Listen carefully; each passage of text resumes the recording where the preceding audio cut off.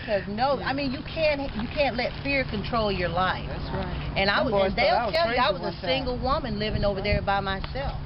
And I had a big dog that I had to keep in the house, and he was scary, come to find out.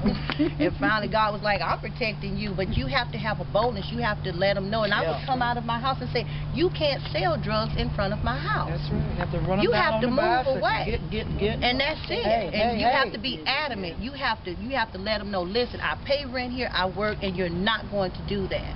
Because now the whole neighborhood is suspect. That's right. Not fair. Yeah. We want them to know, hey. She's the matriarch. That's what I was telling you. They hide stuff from her. They like, there go Miss Betty. They got their pants hard and criminal. They pull their pants up. Y'all need to be going to school. You know what I'm saying? We need a lot more men to control this thing. Y'all right here. Because what we were doing, trying to really, now we did kind of serve as mentors, and when that didn't work, then that means then we have to keep our children and our seniors safe. So if we try to when you want to get a shot, just funny move. Mentorship programs, if that doesn't work, when all else fails, us being like family oriented over here, then that means that you want to go to jail. Exactly. We've run out of options. But it's like my mom said, it's 100% better. I mean, like this time of morning, you couldn't even go on the block right now with all the loud, music. You know what I'm saying? All the brothers on the block. You would have had a lot of. Yeah, you got the elderly and the single mom. You know what I'm saying? That's our most thing that we be on. And people that at work. Because if you're selling drugs in the community, trust me, with all this interaction, you can't keep your house safe. You know, they're breaking in the house, they're cutting through your yards. I mean, it's too much. And they don't want it in this community. They don't want it. I mean, 85% of this community are working families. So now the streets are full of children playing again. At one time, we wouldn't let them out the house. They stay inside, because the crime was so bad. But like I said, they don't get a 360. I mean, it's like a 360 out here. I mean, at nighttime, we can go and lay down without hearing all the loud music, you know what I'm saying?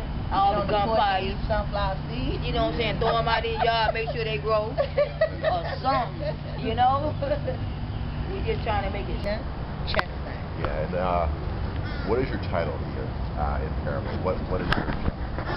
I'm a block captain. You're a block captain for the community of Paramore. Talk about things here. Let's say you started as a captain 4 years ago, right? No, I actually started 2 years ago. 2 years ago. But I moved here in 2000. What do you remember? Things were a bit shaky. So I knew that there was a criminal element, if you will. It was hard to sleep, a lot of gunfire, loud confrontations. So I started with my nonprofit organization. I started through the children. And eventually, through my nonprofit, I was asked by Ann Brown and Pam Woodley, which they're very instrumental in Neighborhood Watch. Their mom, Mrs. Woodley, actually started the Neighborhood Watch program in the community, but they moved on, of course, in the years. And from there, I took it to the next level. Now, you're talking about the crime sometimes here in Productions.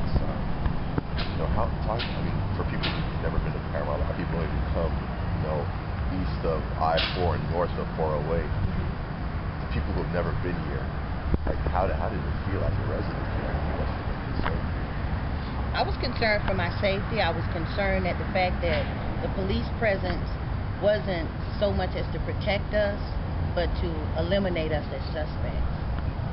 So to be waking at 3 o'clock in the morning to be questioned as to if a fugitive or somewhere on the loose was possibly hiding under your house or around your house was very common. Now, since then, I know that you guys have set up a neighborhood watch. How's that going so far? Talk about the beginning stages. Beginning stages, people were very leery when I would carry my little neighborhood watch bag. And they didn't really want to be considered a snitch, if you will.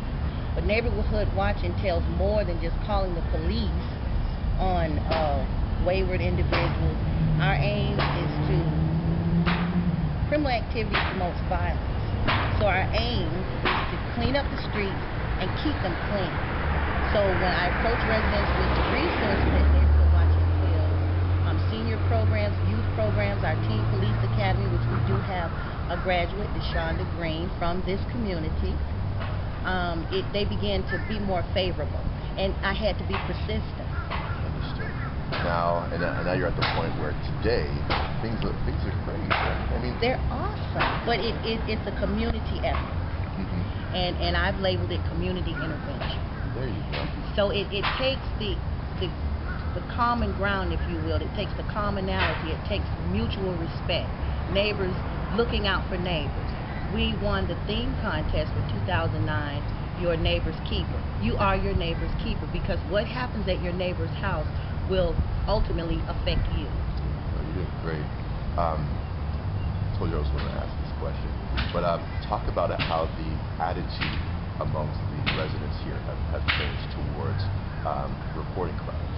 They're more willing now to pick up the phone because Neighborhood Watch is anonymous, and as a Neighborhood Watch member, the police will respond promptly. Because our Neighborhood Watch members in this community, we educate them on what to look for. If you can get a height, a color, a suspicious vehicle, if you can get a partial license plate, it will benefit law enforcement. They're here to assist us in keeping us safe. How an individual feeds himself or his family is not our concern.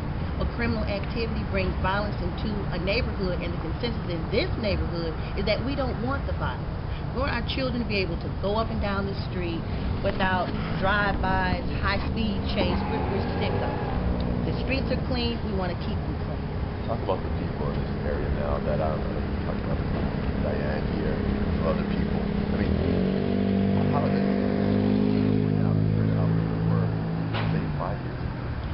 They're more bold, courageous, if you will, because we refuse to move.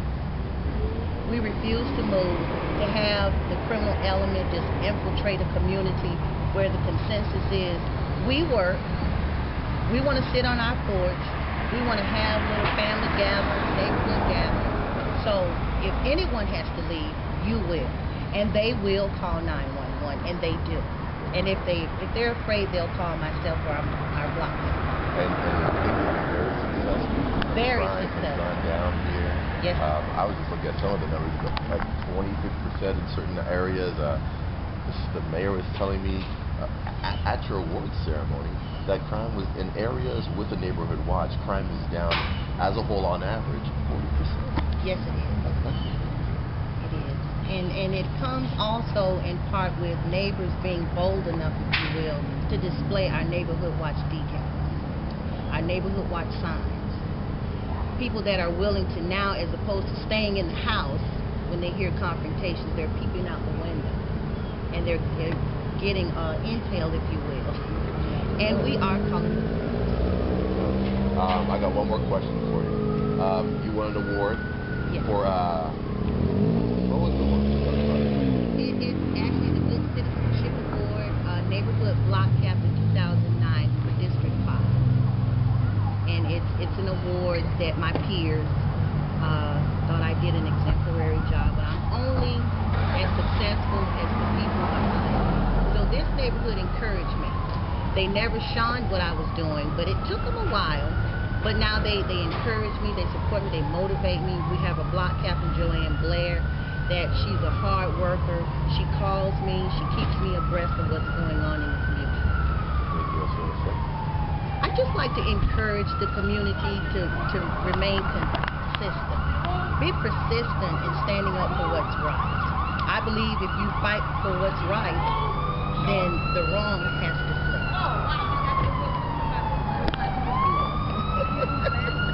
My man.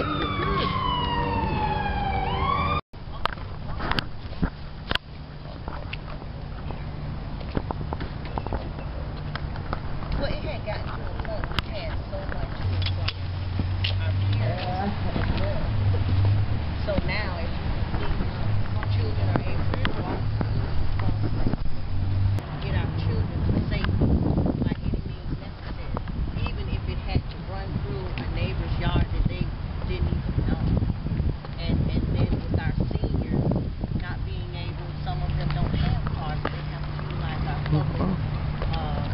transportation, they were afraid to do so because of all the drug use.